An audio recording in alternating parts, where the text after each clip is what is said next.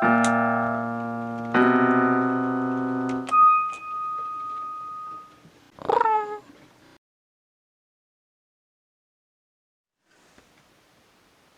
to CATtheMinion YouTube channel. My name is Theresa, but you can call me Cat.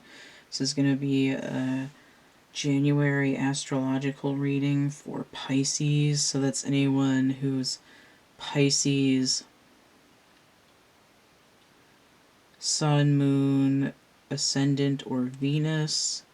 Now there's not a whole lot going on with Pisces in January. Right? Neptune is direct in Pisces for all of January, and then the moon is in Pisces from the 16th to the 18th. So if you're feeling that, that might be for you. So it's going to be a waxing moon.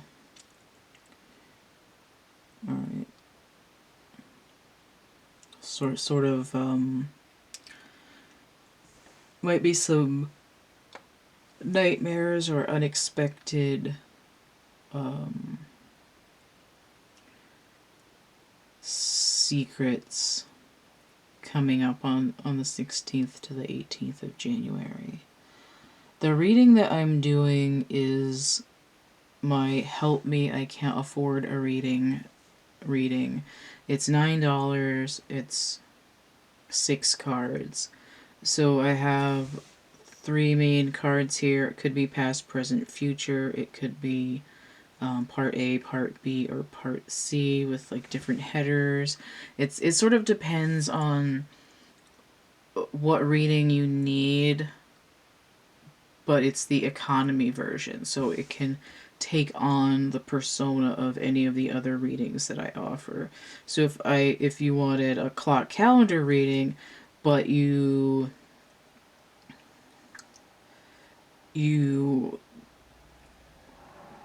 wanted something that's more affordable, you could get this $9 reading, and I'd be like, okay, so January, February, March, April, May, June, July, August, September, October, and then like wrap up for the last couple months of the year, something like that. But typically it's, you know, what is the question and clarifier, and then an overview. And this is actually an oracle card in this reading, like it's supposed to be. Because I'm already looking into the future, all the way into the year 2000, I'm just gonna see what comes up as like a tell me a story thing. Alright, so let's get into Pisces. So we have the 5. Oh, I forgot to say what decks I'm using. That's the 5 of Swords, so I'll show that in a second. So when I went to do this reading, I'm like, okay, everything needs to be purple. But I don't have everything purple. But, I mean, obviously the Blessed Bee deck is purple. Lucy Cavendish has a purple silicone band on it. And I've got the Wild Unknown Tarot, which I keep a purple silicone band on. Helpful. More of a black and white thing. And then I've got the Dreams of Gaia Tarot. There's some purple on there, even though the band that I keep them with is blue. But, you know, it can't all be the same. So the general lay of the land here is the color purple. So, I mean, there might be some third eye action going on. And because it's Neptune, it's already dealing typically with subconscious, with the astral plane, with things that are, I was going to say suppressed, but I want to say ignored. Live people ignore the strange and unusual. Okay. So we're starting off with the 5 of Swords. This particular 5 of Swords is a little bit atypical, because instead of showing 3 swords with 2 sort of on the ground, it's split even Steven here.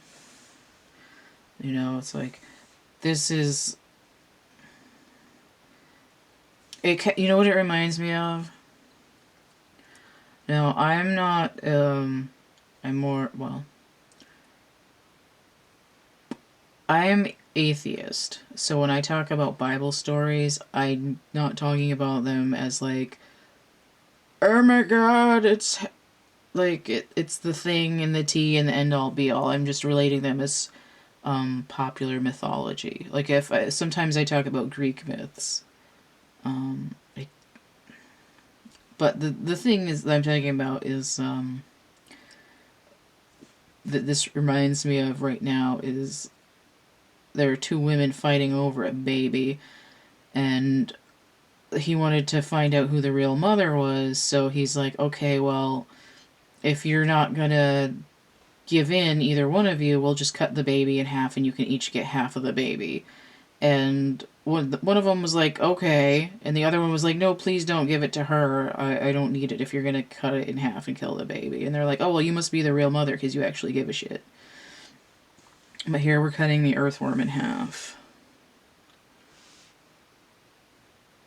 Right, and the way that I'm seeing this is sort of like the truth cutting through the bullshit. It's a pivotal moment, and 5 is usually a shift or a pivot. That 5 of Swords energy is Venus in Aquarius. Now, is she gonna be in there? She's not. Venus is going to be in Sagittarius until the 9th. And then she moves into Capricorn. Intriguing. Okay.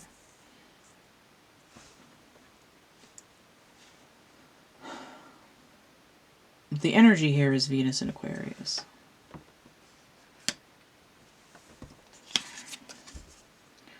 And then we have the spider inverted. There's a spider in the matching spirit animal deck. Also, I believe also an earth elemental. Oh my god, I can't talk. I should take a nap. Turn this up right for a second. So here's the spider. I just heard Boris the spider. I have it by the Claypool Linen Delirium. But I like it when it goes real deep, where it's like, Boris the spider. Like really low. Low down, dirty. Okay, so we go from a 5 to an 8, and this one's inverted. This is also my mind games. In my music deck, especially Mind Games, which is interesting because that is by John Lennon, and the Claypool Linen Delirium is Sean Lennon. And they have the same birthday, which I forget every year. The 8 of Pentacles. The Sun in Virgo. Now, what's interesting is that this is inverted, and usually when Sun cards are inverted, it tells me Moon energy. I mean, it can also be an eclipse or the sun is going down, like sunset. Don't let the sun go down on me. But I mean, we already had this thing where I said on the 16th to the 18th, the moon is going to be in Pisces.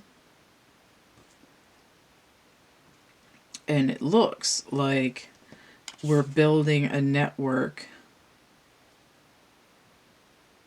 into the subconscious to soak up the vibrations of the inner child, because that's what Virgo can be. All right. Where does the mind games come in? It's, you know, when I was a kid, my head was filled with garbage, and now I have problems. This could be I'm not doing the work inverted, but it's I'm doing the inner work. I'm doing the work inside in the subconscious. It's not, it's like you won't see me. It's not something that's tangible. And the way I see these lines here, it reminds me of Alice falling down the rabbit hole.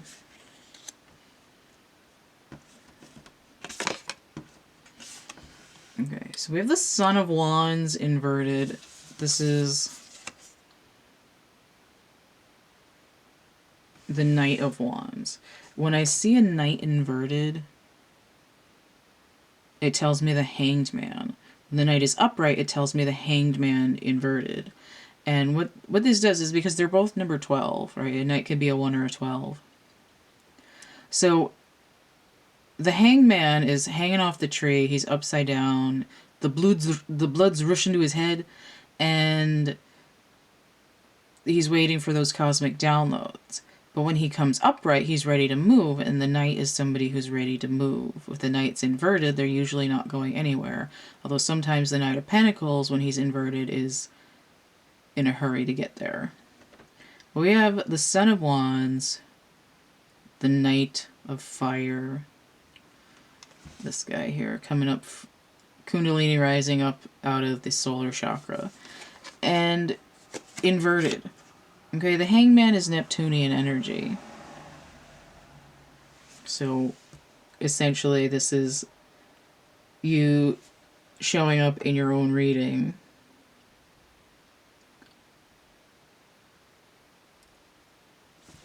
in a place where you want to move, because a knight is usually errant.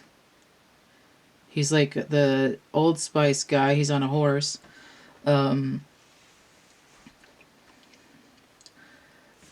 But the way that this is looking in inverted, it's like he's on a journey to the center of the earth.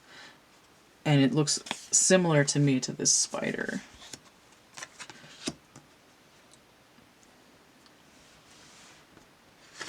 And of course, if you're standing on your head and the blood rushes to your head, you're going to really feel it in your pineal gland, which is probably why there's all this purple energy. So we have the Scribe. Alright, so this is a 12 of air. This is the Knight of Swords in this deck. We have a couple of ibises here because Thoth was the Scribe. And I didn't mention the energy of the Knight of Wands. Right, so there's a reference to Neptunian energy, but the Knight of Wands directly is Scorpio in Sagittarius. Right, so he's going somewhere, where? To the center of the earth. Sending that Pony Express out there, the arrows ready to go. Scorpionic energy, whenever it's on a card that's inverted, tells me we need to go deeper, and I already said that. The Knight of Air here, the Scribe,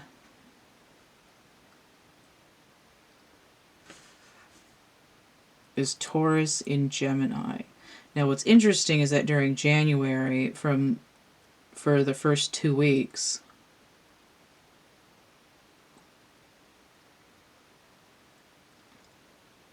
Uranus is retrograde in Taurus. And even though that's happening when the sun is in Capricorn, typically we think of January, or at least I do, because my birthday's in December, I think of January as being Aquarian. But we might be supposed to be looking at something that's happening on the 12th. Because it's coming up twice. I also just heard Knights in White Satin. Never reaching the end. Letters I've written, the Scribe, never reaching the end.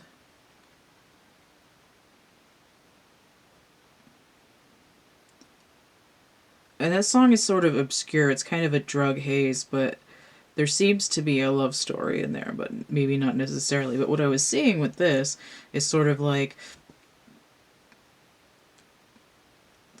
there's stuff in my head that's like written in, right? It's like it's imprinted on me, and I'm going into the core with his air energy, starting out with a mind fuck. I'm going to pivot, number 5. I've got to do internal work in my core. I need to reset the computer, basically. I need to reset my brain. And then we have a 12, the 12 of Wands again, the hero. Right? I'm saving myself and becoming who I really am by resetting my subconscious to unprogram this mind fuckery from my childhood. Like I'm rescuing myself. I only have myself to blame. So with this upright, again, that hangman energy gets inverted, and it's I'm waking up to myself. So the overall here is a blessing for healing of injury or illness. How much is that? Now what's interesting is we have healing coming in with a card that looks very much like Pentacles. But the healing here of injury or illness seems to be mostly left over in the thought space.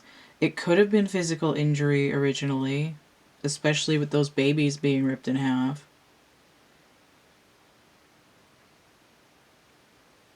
You know, like there might have been bodily threat, but it's, as it is now, it's a deeply seated subconscious mental inscription.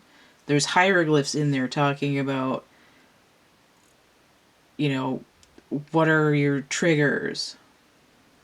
And we're going, and it's like, we've got a trigger out here in sector B. When we get that vibration, we're going to go full freak out. And this is to heal from that. There's a little butterfly here, transformation. So it's something that's going to start in the core, in the reactor, and manifest on the outside. People are going to be able to see. Now what's interesting is this person's wearing a mask. But it's like it matches their outfit. And I feel like, I don't know why that's really drawing me to that. It's like I'm one with nature. I'm like king of the trees or something. Lorax. I'm trying not to get distracted by that because I don't think this leaf mask is very important. The aspect of healing and being able to sit in your own power. I'm grounded. And we start out ungrounded because we're on our head, and now we can sit. And you see there's purple here on the sleeve. I'm in my heart center, green, earth energy, grounded, and I'm seeing with my third eye. What am I doing? I'm sort of covering where my regular eyes are. Like you can't really see the eyes as much. And it's like I'm not necessarily going to only be looking because there's this glow around the head. It's like the third eye is activated. But the 42 here breaks down to a 6, which is also healing. The Lover's card can be a choice. It can be the Lovers, but it can also be healing. So we see that playing out here. I think I can do this without making another segment. All right, so if you want to get a personal reading, you can message me there, thecatcamebackatcamp@gmail.com. I have a complete list of readings and how much they cost in the description box of my infomercial video, which is going to be linked below this. I have a link tree there, linktr.ee/CATtheMinion. It has links to everything, merch, prints, coloring books. I do have a calendar listed under this. If you go to that print in my DeviantArt and click on the art gifts.